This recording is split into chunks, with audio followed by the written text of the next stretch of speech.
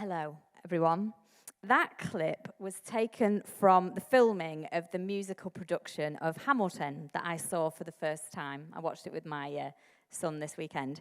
And the musical is set against the backdrop of the story of the American founding father, Alexander Hamilton. Obviously, some of it's dramatized and fictional, and his involvement in the American Revolution.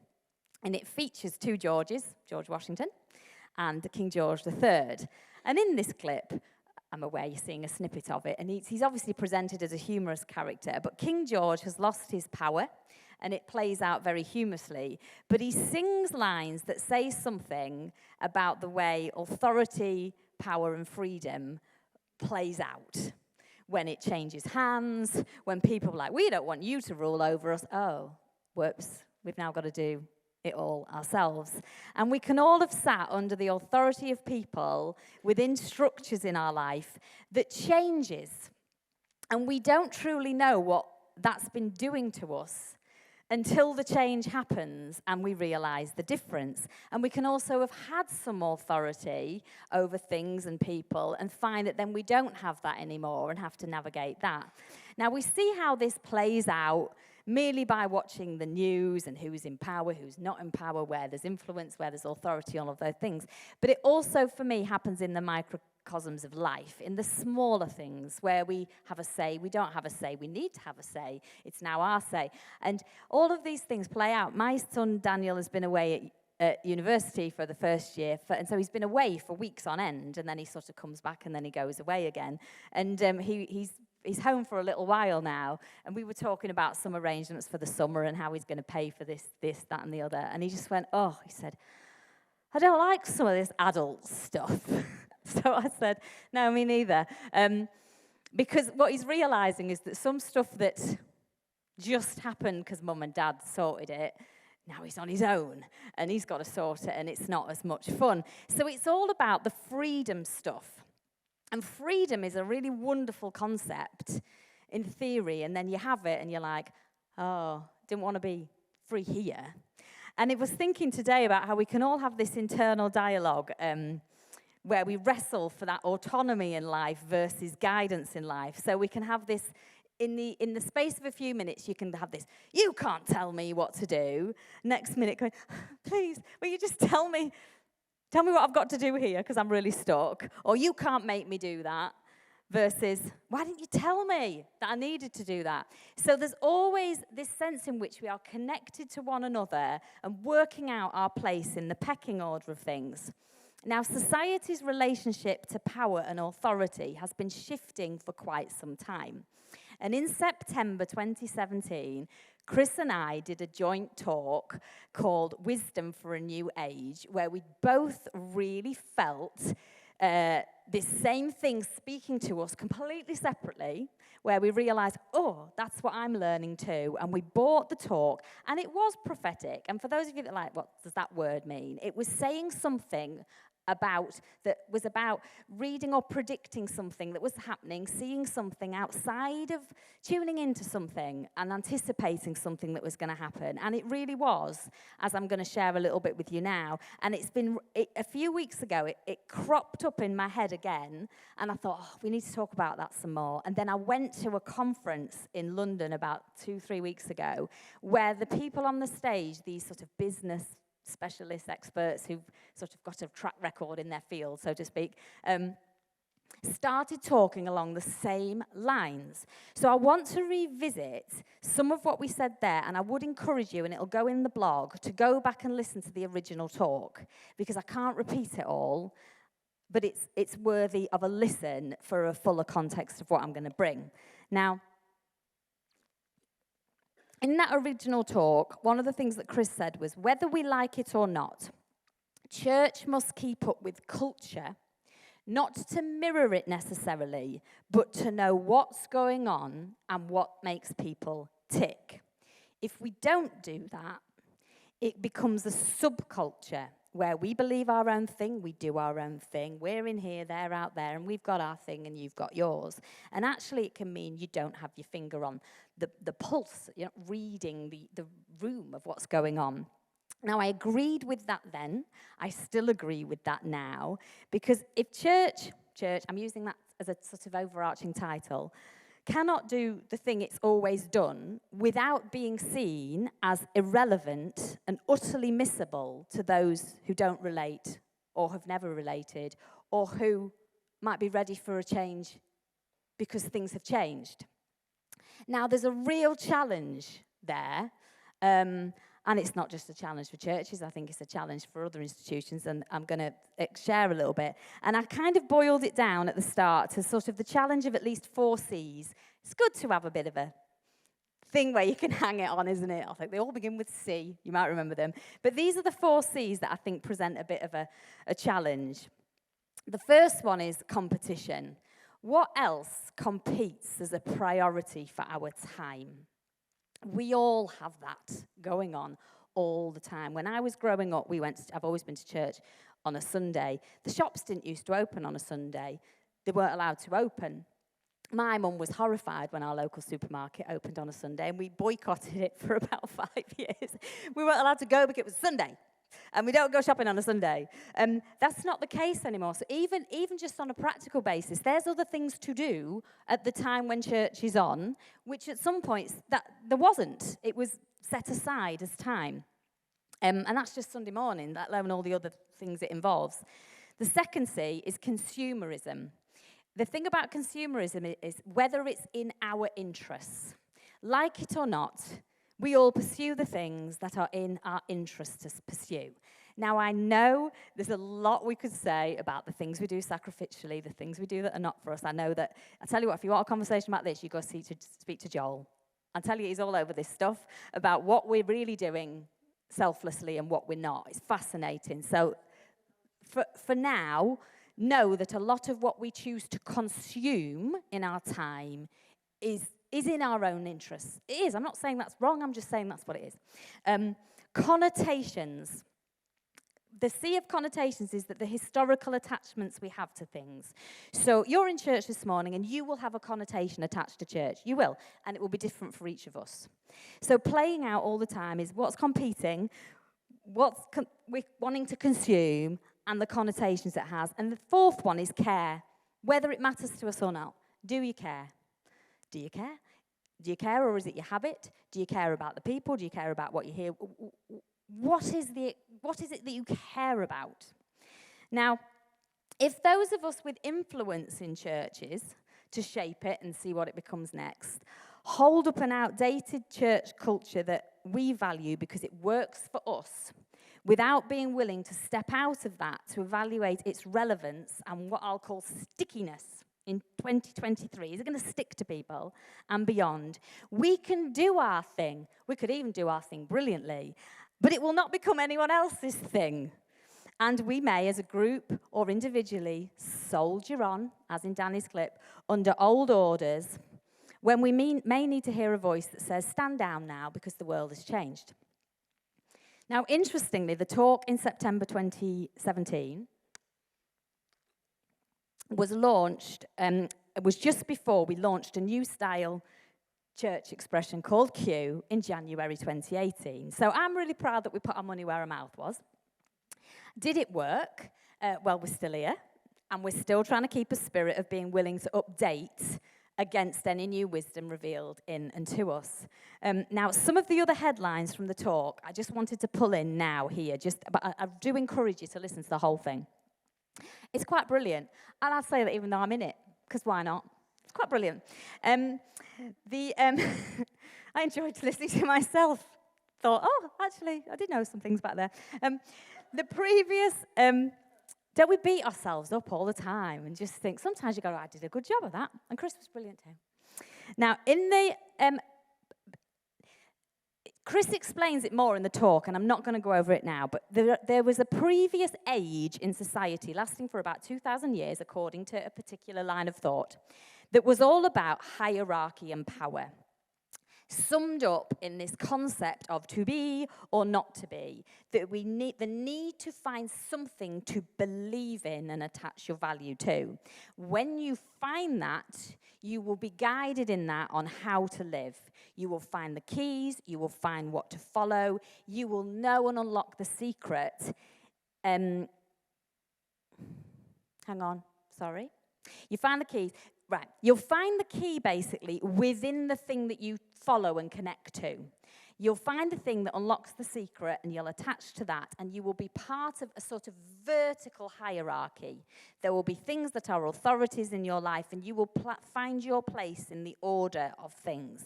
Now, some of you will recognize this because you grew up in that age. I did. I grew up with a sense that there were some people who were in authority over me.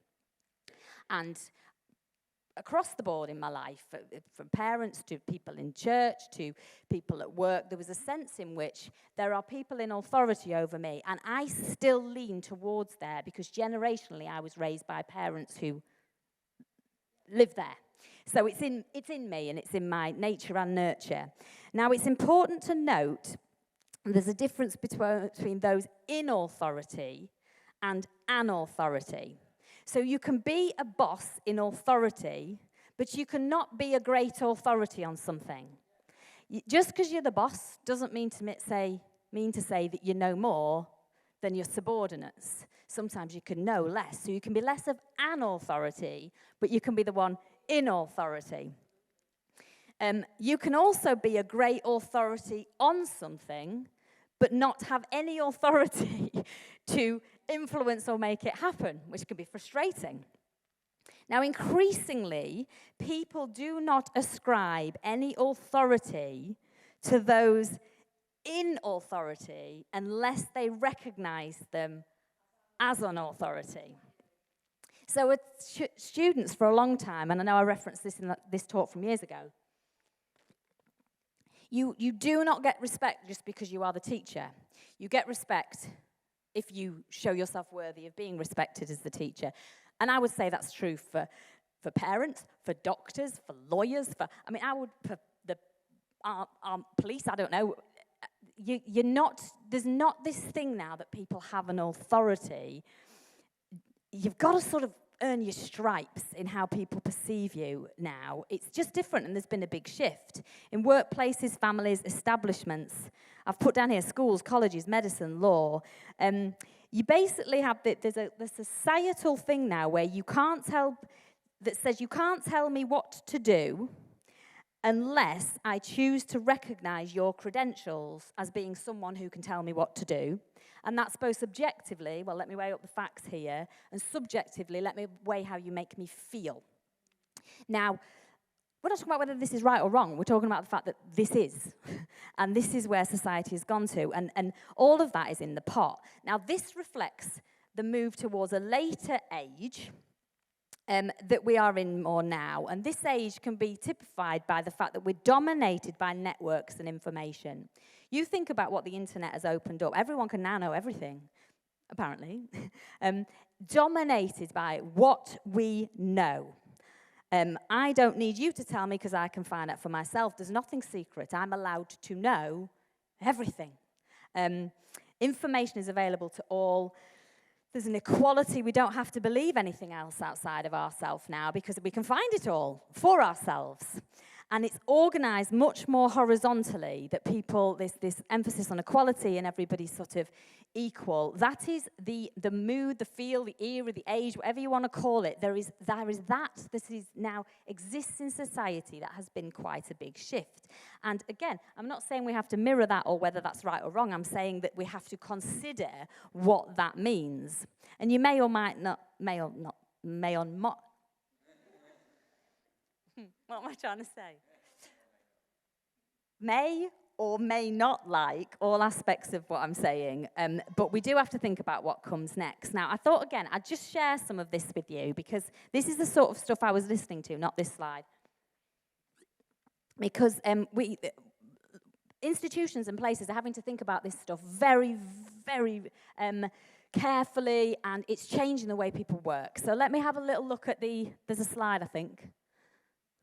Right, now, I'm not going to go through the whole of this, And I'm aware some people who are listening to this won't be able to see it, but there you go. Never mind. You can watch it. You can see it in the blog. Again, all of this stuff is always reductive. Whenever you sort of start to categorize, we're not saying everybody fits perfectly into this. Some of this is not just about your age in years since you were born, but about the spirit with which you tend to operate, who you might have been born to, etc. But if you just take the four things, you've got your baby boomers, your Gen X, your millennials, your Gen Z. In this room, in this building, those of us that are from different generations that tend to have a certain expression. And the thing that's interesting to me is the bottom one about the sort of what people want from their work. I have to think about this regularly because the way that people work is very, very, very different. And so if you just have a little look on there and think, well, where would you be numerically? And do you resonate with any of that in particular? I know I'm Gen X. I was born in 1975. And that bit at the bottom, what I want from work, yeah, that's me. That's exactly what I want. If anyone wants to know what I want that, but less of the second bullet point. Don't need as many problems as I've got. Now, it's interesting. So I'm showing you that as a bit of a picture to say that whenever you are, and we have a mixed generation community here, where we're dealing with different things. And if you think about it, even just factually, as time goes on, you end up with more and more of the different ones. You end up with more. And I'll tell you what's coming next later on. So, for example, when I'm a Gen X, so I recognize that because I've parented as a Gen X raised by a baby boomer, my Daniel has some traits that don't match Gen Z because I've put different stuff in him, I hope, and tried to cancel out some of the nonsense that I think is in that one. Because we all think that there's nonsense in the other ones because of the ones that we think, yeah, that's rubbish, our way's better. So I've definitely tried to knock some of the Gen Z out of my child, I'm telling you. I'm going to override it all. The two things my Daniel, I have to say, he's dreamy. He's been the easiest part of my life for nearly 20 years, but there are two things I have been utterly intolerant of: laziness and entitlement. Oh, my word. If I've heard either of them, I'm on him like a ton of bricks. Bricks. I'm like, you're not entitled to anything. Work hard. So he can be in therapy later in his life for what I've done to him on that one. Now, I am 48 next week.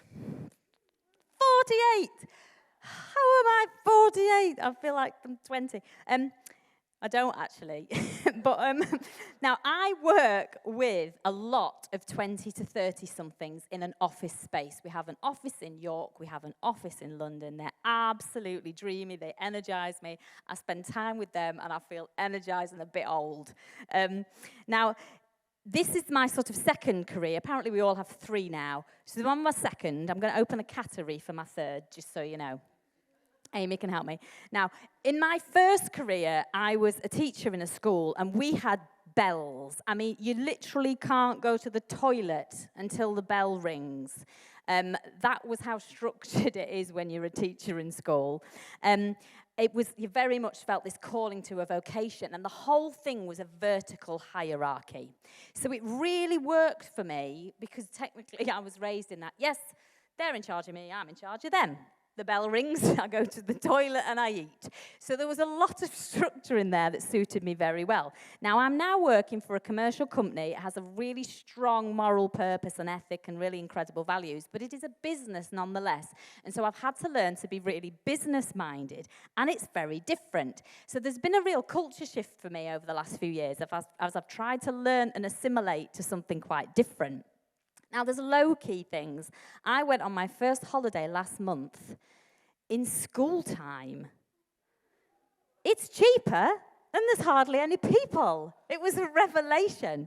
So even the fact that when you can go on school, when you can get to go away, there's things like that. But there's more broad things, because those of us who've been teachers in the company came with a culture that does not or should not translate in its entirety. For example, teachers work evenings and weekends. You teach during the day, and then you mark and plan the work on your evenings and weekends. And then in the holidays, by the time you get to a holiday, you're nearly dead. You recover for the first 2 weeks, and then you go round again. It's a really intense experience in term time.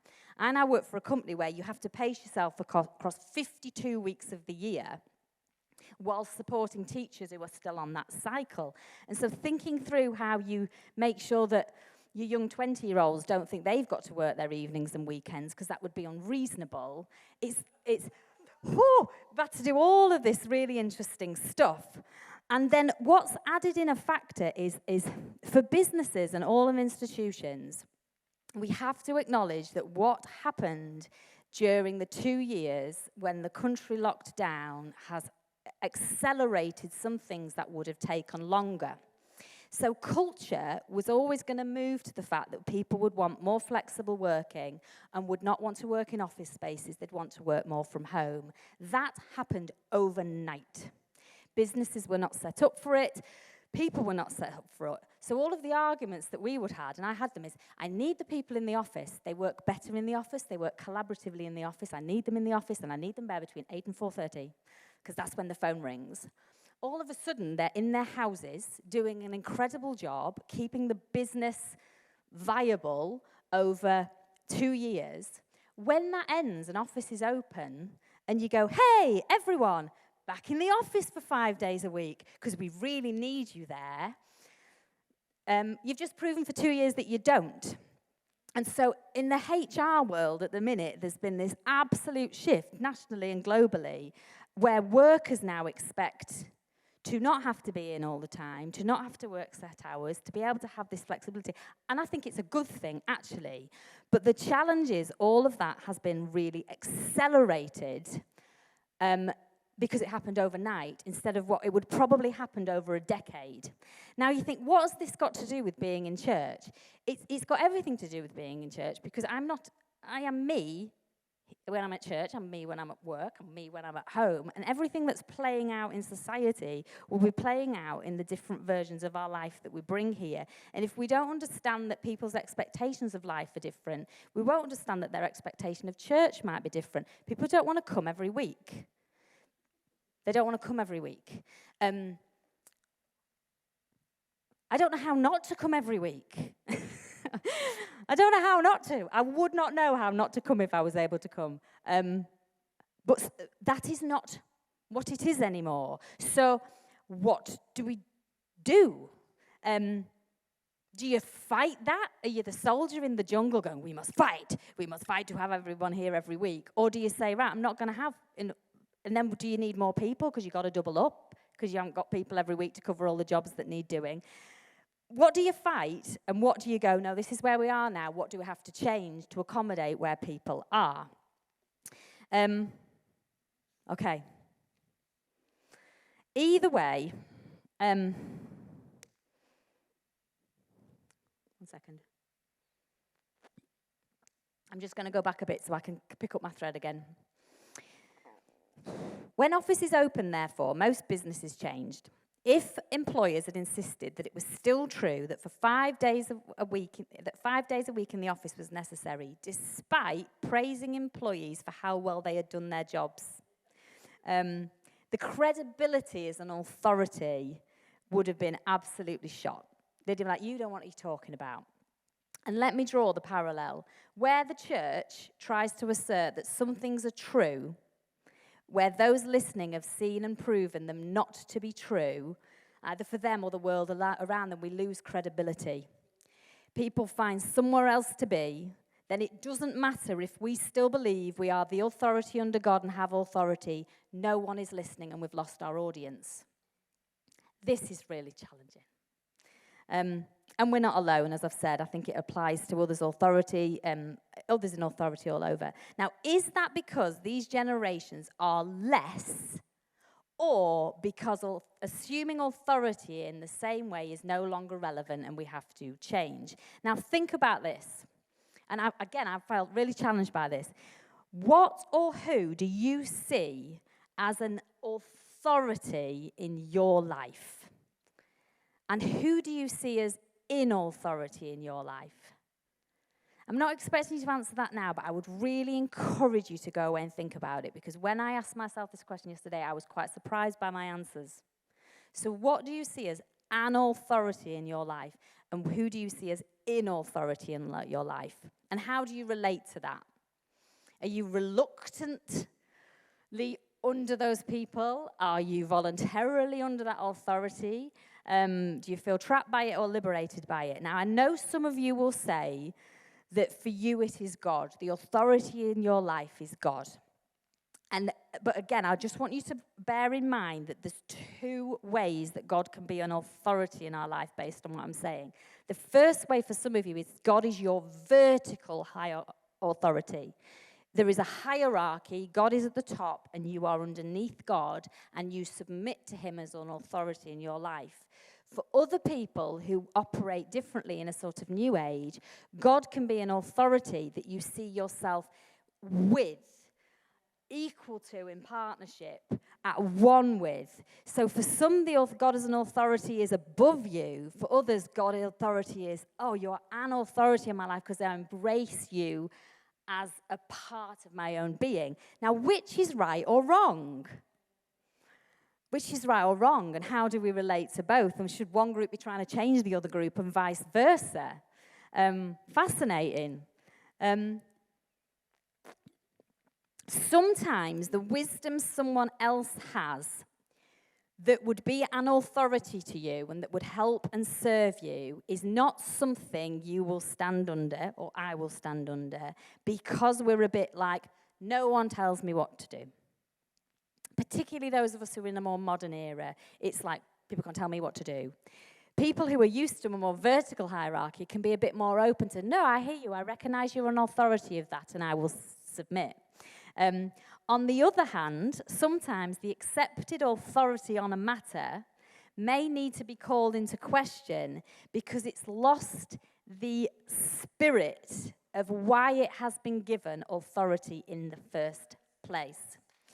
So I'm going to replay a slightly older clip that we used as part of the original talk from Patch Adams, because he has been practicing medicine in opposition to the authority of the law, but from a spirit that we might just learn something from. Take a look. I haven't planned to say this, but it just struck me as I was watching that I am not qualified to lead a church, and I am not certainly not qualified to follow the rules of church. I don't know what they all are, and a lot of them don't interest me, but I deeply care about the journey of faith and how people can come to a place where they can genuinely explore what it means for them, and how at the point of entry for them, and it cannot be the same for everybody. And if we were to follow the rules and to have people who know things and people who don't know things, I genuinely don't know how to make that work. But what I do know how to make work is what was reflected in that clip, and was what Chris said last time she brought the talk I referred to, is we can all be teachers, and we can all be doctors, and we can all be patients. And when she brought this last time, it was very much on the lines of the ecclesia, a group of ordinary people coming together who say, we can get together to do something. And I don't know how qualified we are to do it, but I think if we have the right heart and we have the right spirit and we're willing to learn from one another, you're on to something. No matter what generation you're in age or spirit, no matter what your history is, no matter really what it competes with, what your interests are, what connotations you've got and which things you care about, there can be something in it for everybody if you're prepared to bring your bit and be receptive to the bit that other people bring. I love the new Gen Z. I love what I learned from my 19-year-old and his friends, and from the bright and brilliant 20-year-olds that I work with. These generations have largely been invited to, from a young age, have a view, rehearse a view, hold that view, articulate it, use their voice, and be valued for what they say when they bring it. They expect to be heard because they were trained that they were going to have a voice. And I personally think that's an excellent thing, and I've been part of that in my own small way as a teacher, as a parent, as a youth leader here for a time. Some of you are still here. As a line manager now, to give people a voice, and they're going to have a voice and expect to have their say. They're not going to sit here passively while we tell them what to think. They're not going to do it, and I don't think they should. Where this has been done well, though, and for those of you who are of that generation, I would say this. To do that well and with wisdom for your generation, it also has to include that you will listen to others, that you will be respectful, open-minded, that you will edit your view and have healthy debate with others who think differently to you, and to allow for differences, because you get to have your voice, but so does everybody else. And so in you having yours, you don't be the generation that says other people can't have theirs, because you've lost the spirit of your generation if you have. Now, I also love those who are of my generation in age or wavelength. There's nothing like sitting with someone when you're on the same wavelength and go, yes, thank you. You understand. I don't have to navigate. You just get it. I hope you've got people like that in your life where you can just go, oh, thank goodness for that. Yeah, you see it the same as me. You need people in your life like that too, otherwise it's very isolating. And I love people in my life who are older than me in years and experience. I cannot do without them. Many of you are in here. I've got great parents I'm fortunate to have, and people who I work with who I'm like, teach me. Teach me, because you know more than me. And again, if you've not got people in your life that you look at and go, they know a ton of stuff that I don't know, you might be missing some humility. So find some people, add it all in the pot, and then let it together form part of the wisdom and authority under which you stand, because you've got a broad and balanced view. Now, we have not held up a vertical hierarchy here for years, which is evidenced in many ways, and even in that talk from September 2017. That comes at a cost. And possibly an accelerated one, as we were ahead of our time in many ways. And that's another story, I suppose. But we do retain a degree of influence. And there are some people who do have more influences than others. And think in your life, where are your areas of influence? And you do have to be responsible where you have influence and decide what you're going to do. I mean, there's a whole thing now, isn't there? Influencers. You can be paid to be an influencer. People aspire to go to Dubai and have fashion shoots. I don't get it, quite honestly. But it's not my generation. But we are all influencers. You are an influencer. Every day you are influencing someone in the truest sense of the word. And what do you do with that power in your life? Now, I'm going to close with this. Looking ahead, there is apparently the next generation is called Gen Alpha. Our Q kids out there, they're Gen Alpha.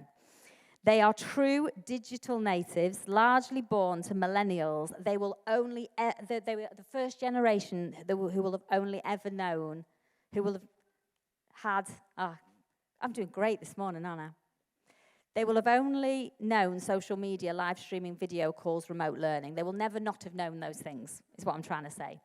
Now, the next thing coming, and again, I listened to a talk on this, fascinating, on AI, artificial intelligence, and that is here, and it is only going to grow and get bigger. Now, there's already a debate around the use of AI in education, with some university leaders saying that essays should not be produced by AI under any circumstances. You can't have a university student submitting something that a computer has generated for them. That's not their work. However, some are saying, and I agree with this view actually, that you can't fight it, so you've got to decide how you're going to work with it. And what they're saying is, look, it's here, it's being used and is going to be used, so now it's about teaching young people how to discriminate what AI brings up for them. So this artificial intelligence is going to give them an answer. But you've got to teach young people then not to go, boom, essay done, I'm handing that in, but to then look at the answer that has been given to it from the flawed source and critique it. Say, okay, that's what the knowledge has given me. Do I agree?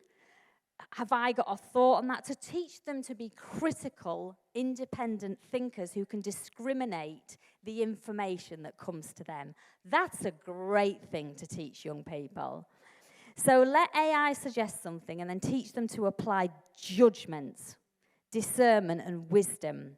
so that they don't just see the answers are given to them that can bypass their brain. Now, change is here, and I still fight some of it sometimes, but it's here. But what if we were to decide that we could equally teach people how to have judgment and critical thinking when they weigh up knowledge that comes to them about God, about faith in all its forms, about philosophy, about psychology, about everything that life speaks? What if we're saying, here's some knowledge. How do you think about this and weigh it up for your life in a way that then you can think, yeah, I'm with that. No, not sure about that. Need to go and weigh up and teach people how to think, not what to think. And we've been on that mission for a while.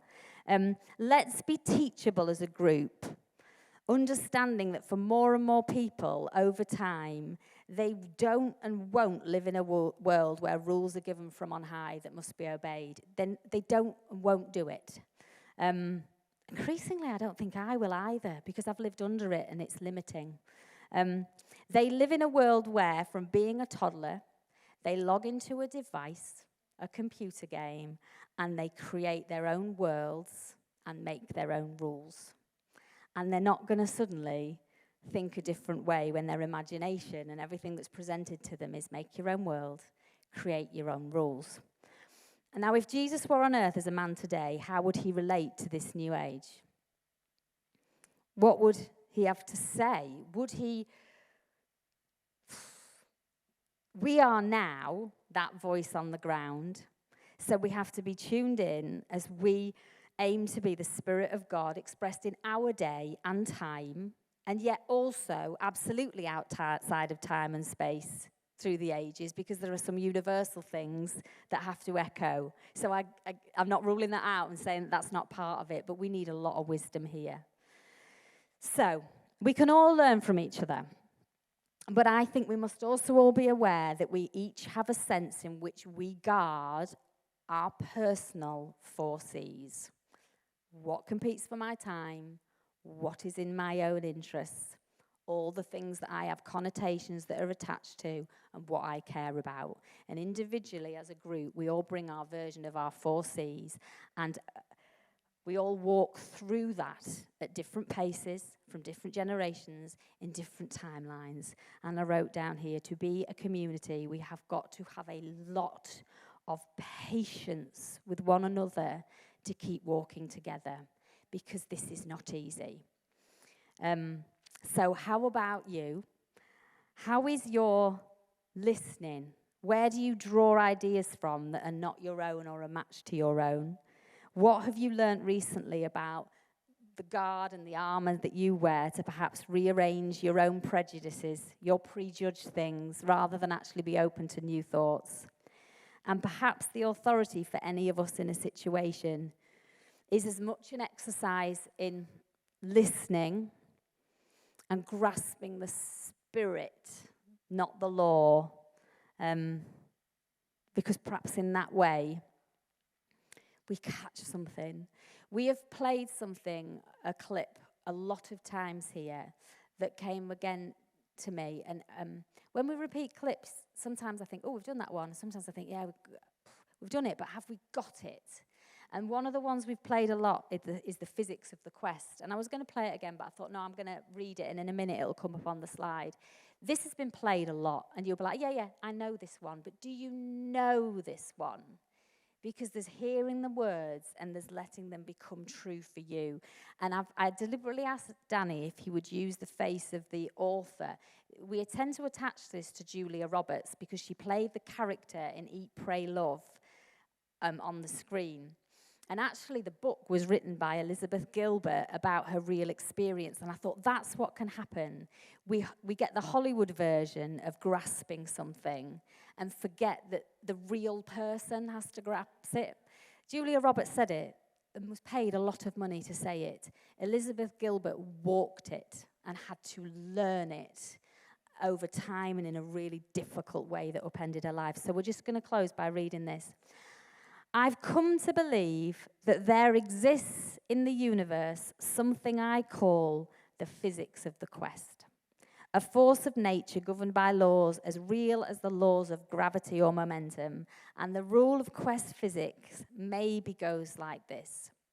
If you are brave enough to leave behind everything familiar and comforting, which can be anything from your house to your bitter old resentments, and set out on a truth-seeking journey, either externally or internally, and if you are truly willing to regard everything that happens to you on that journey as a clue, and if you accept everyone you meet along the way as a teacher, and if you are prepared, most of all, to face and forgive some very difficult realities about yourself, then truth will not be withheld from you, or so I've come to believe. Thank you.